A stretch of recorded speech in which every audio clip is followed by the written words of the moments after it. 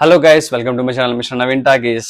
మనం Marco movie మీకు తెలిసే ఉండొచ్చు చాలా మందికి. ఎందుకంటే ఈ మధ్య రీసెంట్ గా వచ్చిన మలయాళంలో one of the biggest action movie.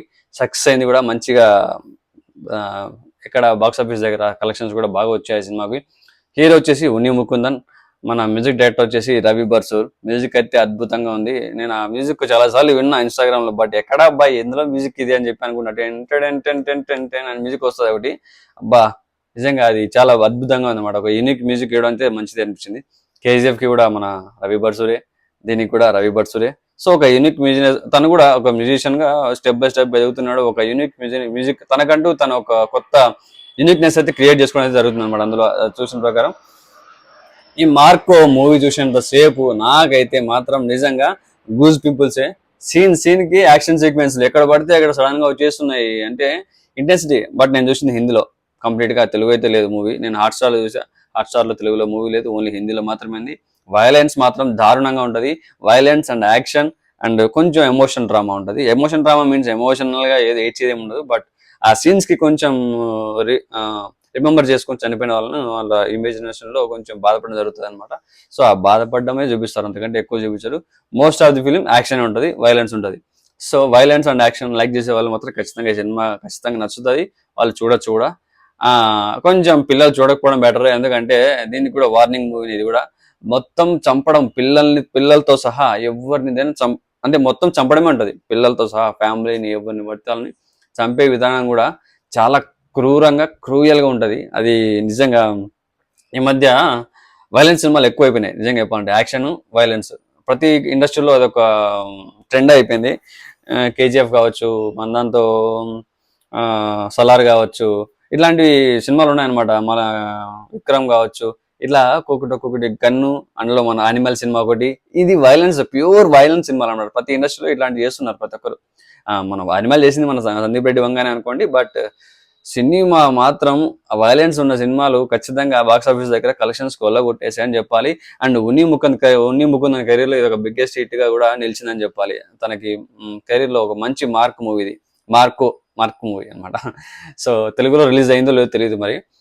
తెలుగులో వస్తే మాత్రం కొంచెంగా చూసి దాని గురించి ఇంకా బాగా చెప్పడానికి అవుతుంది. కానీ సినిమా అయితే చూడండి ఒకసారి. నాకైతే బాగా నచ్చింది. యాక్షన్ సీక్వెన్సెస్ నాకు బాగా నచ్చినాయి అనమాట. ఒక విలన్ ని హీరో, అంటే ఫస్ట్ హీరోని టార్గెట్ చేసేసి చంపడానికి ట్రై చేసిన తర్వాత అక్కడి నుంచి తప్పించుకొని హీరో చంపడం అనేది ఆబ్వియస్లీ ప్రతి సినిమా జరిగేది. హీరో చచ్చిపోతే సినిమా ఉండదు కాబట్టి. బట్ కరెక్ట్ పోటీ ఉంది హీరోకి విలన్కి అనమాట. ఎక్కడ చూసినా అది మనకి ప్రాబ్లం లేకుండా ఎక్కడ కూడా చాలా అంటే చాలా మంచిగా అనిపించింది నాకైతే. సినిమా చూసినంతసేపు ఒక మంచి హై ఇచ్చింది అనమాట. గూస్ పింపుల్స్ చాలా బాగుంది. సినిమా చూడండి కుదిరితే. నేనైతే చూశాను హాట్స్టార్ లో, హిందీలో చూసిన పెద్దగా అర్థం కాలేదు. బట్ సినిమాలో పిల్లలతో సహా పెద్దవాళ్ళని చంపే విధానం ఉంటది. ఇక్కడ నోట్లో పెట్టి కత్తి ఇట్లా లాగడము, నోట్లో కూర్చోడము, కడుపులో పడవడము, ఇక్కడ పడవడము, మెడ మీద పడవడము, ఇక్కడ నుంచి ఇట్లా లాగడం, ఇక్కడ లాగడము, ఇక్కడ పెట్టి ఇట్లా దించడం మెల్లగా. హీరోని టార్చర్ చేయడము. అంటే హీరోని చంపరు, లాస్ట్ హీరో ఫ్యామిలీని అందరినీ చంపేస్తారు. ఫస్ట్ స్టార్ట్ అయ్యేది ఎక్కడ, హీరో తమ్ముడిని చంపడంతో స్టార్ట్ అవుతుంది అనమాట. ఇక్కడ సినిమా మొదలవుతుంది. అక్కడ నుంచి ఎంక్వైరీ చేయడము, ఎవరు చంపారని చెప్పి మార్కో మొదలు పెడతాడు అక్కడ నుంచి. అంటే అమాయకుడు, అందులో గుడ్డివాడు చచ్చిపోయినాడు. సో ఆడితో ఉన్న బాండింగ్ హీరోకి బాగుంటది కాబట్టి అక్కడి నుంచి బాధపడడం మొదలవుతుంది. బాధపడి నన్ను చంపాలని చెప్పి ఎలాగైనా అనుకుంటాడు. దాని గురించి ఎంక్వైరీ మొదలు పెడతారు అనమాట. ఇది అంతా ఒక గ్యాంగ్స్టర్ మూవీ. వీళ్ళంతా ఒక ఏమంటారు, ఒక సిండికేట్ లాగా ఉంటారు. ఆ సిండికేట్ లో పెద్ద వచ్చేసి మార్కో వాళ్ళ నాన్న. వీళ్ళందరూ ఇంకా మిగతా కింద ఉండే వాళ్ళందరూ ఆ ప్లేస్ కోసం అనేది, నాకు తెలిసి విలన్ క్యారెక్టర్ ఉంది కదా, సో విలన్ క్యారెక్టర్ ఆ ప్లేస్ కోసం అనేది వాళ్ళ కింద ఉన్న వాళ్ళను ఏదో దానికోసం చంపుకుంటూ వచ్చేస్తారు అనమాట. సో అక్కడి నుంచి సినిమా మొదలవుతుంది. ఆబ్వియస్లీ అక్కడ మొదలైన సినిమా ఎండింగ్ ఏంటంటే అందరిని చంపేసుకుంటూ పోవడమే. విలన్ బ్యాచ్ అందరినీ చంపేసేసుకుంటా వెళ్ళిపోతాడు. హీరో చంపే విధానం కూడా దారుణంగా ఉంటది అబ్బా. బాంబ్స్ పెట్టి మనిషి బాడీకి ఎఫెక్ట్ అవుతుంది బాంబు. అసలు యాసిడ్ లేచి చంపడం అయింది ఫస్ట్ లోనే ఒకరిని, అదే హీరో తమ్ముడిని. అండ్ ఇంకొకరిని పొడిచి చంపుతారు, అది వేరే విషయం. ఆ తర్వాత నుంచి యాక్షన్ సీక్వెన్స్ లో హీరో విలన్ బ్యాచ్ ని చంపడం కానీ, విలన్ బ్యాచ్ హీరో వాళ్ళ ఫ్యామిలీని చంపడం కానీ, పిల్లలతో సహా ఒకరిని గ్యాస్ తో కొట్టి చంపుతారు, ఒకరిని ఉరేసి చంపుతారు, ఒకరిని కత్తితో చంపుతారు, ఒకరిని ఇస్త్రీ గోడ కొట్టి చంపుతారు.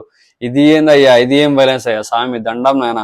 ఇది వైలెన్స్ లో పీక్స్ కి వెళ్ళిపోతుంది రోజు రోజుకి సినిమా చూస్తుంటే సినిమాలలో వైలెన్స్ ఉండొచ్చు వైలెన్స్ ఇంకా వెళ్ళిపోతుంది violence violence violence I don't like it but violence likes me అన్నట్టు యశ్ చెప్పాడు కదా సినిమాలో కేజీఎఫ్ లో సో అదే అవుతుంది అనమాట ఇప్పుడు ప్రతి ఒక్క సినిమాలో ఉన్ని ముకుందన్ యాక్షన్ అయితే సూపర్ గా వేసాడు తన బాడీ ట్రాన్స్ఫర్మేషన్ కూడా చాలా బాగా చేసుకున్నాడు హైట్ బాడీ పర్సనాలిటీ బాగుండడంతో 150 మందిని కొడుతున్నా కూడా పెద్దగా అనిపించలేదు అది కొంచెం ఇల్లాజికలే బట్ అది ప్రతి ఒక్క సినిమాలో చాలా కామన్ అయిపోయింది ఓకే యాక్సెప్ట్ చేయొచ్చు పర్లేదు ఇంకా మనం కొన్ని సీన్స్ హై రావాలంటే కొన్ని సీన్స్ ఆ విధంగా పెట్టాలి కమర్షియల్ గా కాబట్టి ఆ విధంగా తీసుకెళ్ళడం జరిగింది ఇట్స్ ఫైన్ మనకు అదేం ప్రాబ్లం ఏం కాదు అది పెద్ద ఇష్యూనే కాదు ఇప్పుడు వచ్చే సినిమాల్లో అంతమందిని కొట్టడం అంతమంది చంపడం అనేది బా దారుణంగా ఉంటుంది కొన్ని చంపే విధానం ప్రతి సీన్ లో యాక్షన్ సీన్స్ వచ్చే చాలు మొత్తం వైలెన్సే బ్లడ్ మొత్తం ఇట్లా పొడ్చడం ఏడ దొరికితే ఆడ పొడుస్తారు అబ్బా